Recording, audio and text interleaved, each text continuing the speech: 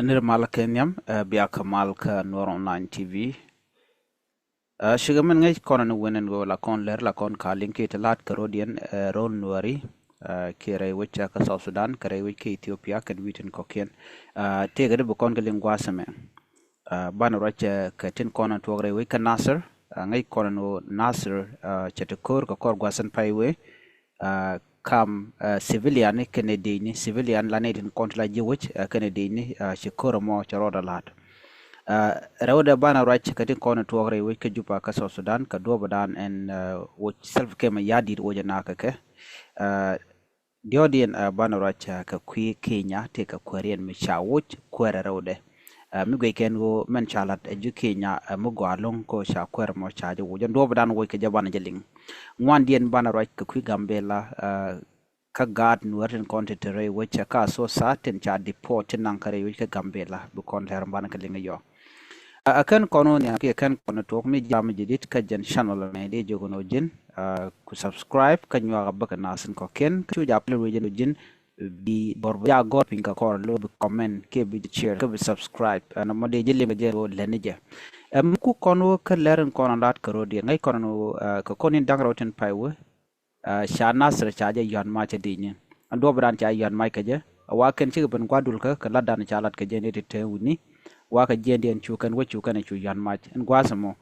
ko shi guji kana yan mach wa chukan rei wa chukan buk ke chukan dwan mach ana ramte rei re aka nasar chukan gorono bikan ye ka bikan bat en gwadamo watching tana chinaliu kaneti jibbone ti shop ka wal dh rei wuchin wano no men chala da wane ngwana kan chi ye ken chu test ni no ka civilian cha roja mo cha jalat anyong mi chu korja to ka jan gwasamo karun wang long chu to kono ka ta bongon mo ka ta wel ko runwang chu de ni chu kana nyok ka mi dwech kan nasr dwech kana mai gwas mi motte civilian te ganin kene kon la jiwo ko ka gwade pai ko to chet ka tiang chu na chu ganin lo hurna ka gwas mo ne chu na ko wo de na to ke de na wanken kulorot an gwas mo chu koro mo chu woro de nyok ka gwaten kon tin barkare weche de ni ka gwaten kon tin chet kare reak nasr gwada danan te commissioner tin ke kwar andan kam nasr dwaja cha dwaj man medit gwada do dien ala gwada kon dul gorotin bokan dul gori nyok dul wal wa bokan dul wal bani kan gwada kon civilian natin kan ti kan dial ka ti chala no chodian larin wini ka chika to ko do mi shigwa namoni mishala do shi to re wi kan nasir nyok re wi kan nasir kan kuma South Sudan kuma chor lat kan lat tel mi shiga na lar ka kide en go ngum de lat ke ngum to ko kor gonte pay wo chan ngaje no en nasir ci koru shop karaw cer mi jan jodi na me ke koru ngwalong ci ko tok ten mi mo la civilian la dep ne ke de ne mangai ka je kuma South Sudan ke garden kon la ga nasir no nasir won mi de na shingre de kan de entity de ga yego ke cha ga de ti ka nasir ko ne tere wi ka nasir ka civilian ne mi gor ga no go de ka wo kan de ni re wich ka do dan dong de mal dar ben ka je ko cha janya long nyi na ne siang liu na ne siang liam tel pek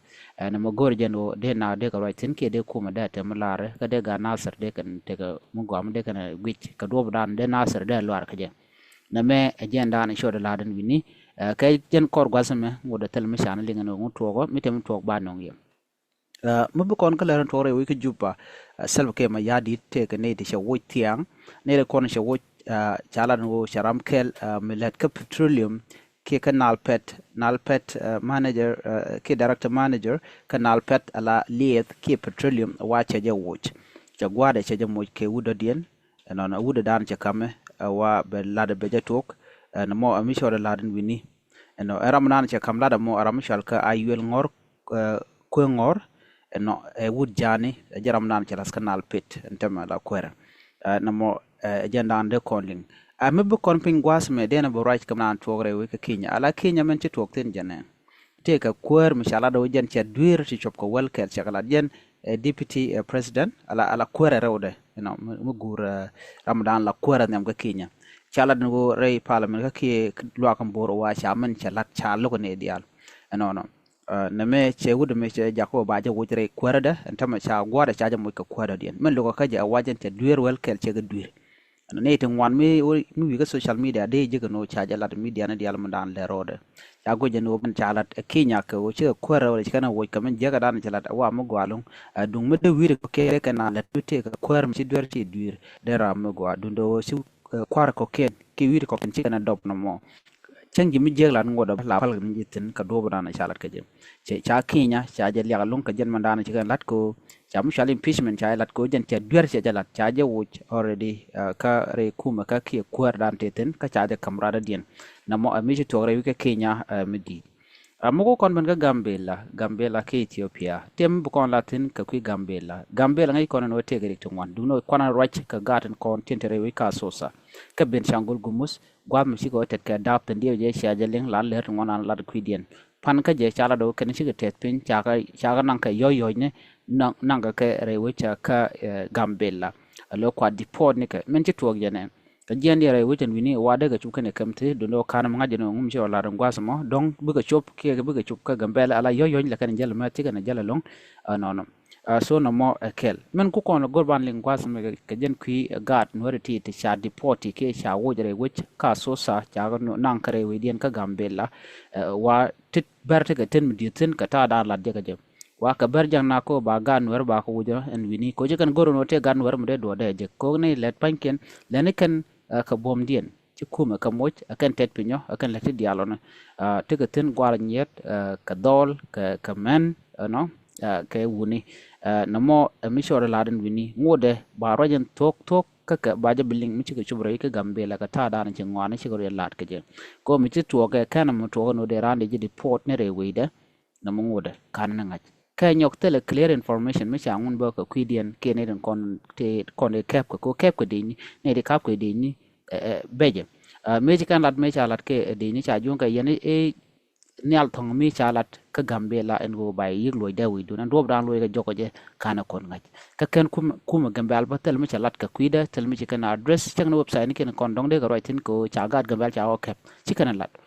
mi te gare ji tok ci kana lat ken kuma gambel mi cha nuore mi ka bar de jalat tama da tok de man dan le ro de je ngaj du no shi kwar gambel ci kana di tan no mo mi te gare mi ci to gambel mi dung nuore shalat teram lara no te rek mi ci to gwata me ka gad nuore do no mi ka ne ko ken la jalat ke na mo kel mo gor gan nuore wo gor ya le katen ka gambela ko ci kan nyot je ci kan dier ka te ka dan te ka gan nuore tin ta gambela ne mekel anyo kene de kono shal ke ber gwasme me la kana le lonko be kana lar kum Ethiopia shol kan woro no ke refugees be ka South Sudan anyo Gambela ti indigenous tegeten anaran Gambel no tene ko kende la ji Gambel ka tan tongwan ka chana peno an original e South Sudan kon dial ka kon South Sudanese me ne kan bona ka South Sudanese du no ken ta dan geman te ka e gem di kane den kon la sure ka gan nuore chet ka kwar nuore ten kon la politician kane kon la sure ko ken lat ka jorno kene ka refugees ka tan lat kene bi ken ka silent ga to ka ngai kene no ne la ro ka ngane ka ber ten re kuma ka bane ana mo mi je ga long ko ba na ya goen ka kuma ka dina re kuma ka tera mo ka kwide ciran ce shona ce jalat kare ngone cara no jina lat chondo mi tera mo let mi je la de du no nuore tel mo lat kene gwi ram no nyam de chop no lo chicken dier kan karikten kon to kon were ko ken mi mori ga me goro no de je wochre wi ka gambela ajan an to kon tame ajan do bana ya wo kana gambela nyok te ga petroleum ka te ka dab la na lan siang dab jatin te ka bol no ka te ka majang zon an gwada mi jen gwada dan cham kan kurun yal kan ber changan wer kel kan minuto ne boler ten ke bodor be jola da be yoba ka jek du no ka ber chamamo ci ber chigan dier ga ten kon lat karudien chicken dier kan wari teram dier kan karodian teram tel nor mi mu let ka bobo be let ka dap ke gol mala tok jene don ka kwaran konen la politician konen ngin manan to ka nor don la na wo bero do la daga ka pinya lo changa gan nor chicken oten ke nyok bon la na police nor bi ko lo gangten tel gan nor mi let lo wa gang na ka la na buñ kana ber karodian wang dien tel nor mi let tami chunwer ji gen ko deuren ledega ka susa ka dab dan tet kan tong mi ko ne dia led ka je kan step ni kan nyom nan kan no wa nai ti wa ko wuj gwala kan an kan ka shon mi shal kan no ne ti ka refugees ka jana shol kan ko ni shanga ko refugees ne te gambel de ka shol refugees te kon ka dis baba te kon everywhere te kon rai kuma ka ko kon la majority mo ka gambel kan wode kwa kon la da je ka dom ci gwa nyu de jen o ka con chur ka gambel kon wer ko shi kon chunan ji kon ngach jora me la gor jeno ba lar man na tok ban mi bin jin tara me la kanalin nyogo yo mi ci dam mor mi lan wore ko ro ka ta dana kwa na la yega je bi ko jin ramo yi dundu na mo she chong jin der charlo jin human being de mi gwade lat kan ko ken chana de lat ke jeng ni shang ka ti yenten ka lingen manan le rod yo la yune ko no rodun ngu roje ta danan je lat na je lenga ka ne ti kan ne ko nan be yo bu gat ko lo romrun ke jeno le yen ke je bu ko lo gwaide anyok mando diena la kwer shi forever kwer la jana gwatot chiane na kwara paiwa la jana gwatot run ba je woch bradin belo goddo ngushia gono be mu gwa bi lado bi mu gwa bi let kana na mon ba te kaji ka ba te ka doro ngumi shalet kaje bare ti man gor kana long o nware tel gwa bu ko ten jan la dan let kana mi en guen gambel let dan chalat kaje chaja da ka je changa new land telam lat ka ten gan wer chikan let chikan kaje business pan ken tele business mu gwam je gan wer ti dial to kibar yamiran roja ka ta dan le rodo ba gujen o jene jiram je ke jin politician na ma chetlo no jin politician but bi chong ka right ka shondu ko jen gadwo namo agenda na to ka gambela ka sosa ngode rewi ki gambela ngode kan mal kan no woni long achang na mentena tin no katin content ject lat ka rodian tin ngot ka wobe ketin content go ken ode rala ka chagar yala ka agenda ande kono ling katin kono lat ka rodian ene bana nyogo jek kam do dien biat kamal bye bye la de pel mi bal jej we dan bi kon long de laj betel we ba bi chong jen bi na wi chong wi mon ba da ka per ba chu ga pan ne chu chong ga chon dan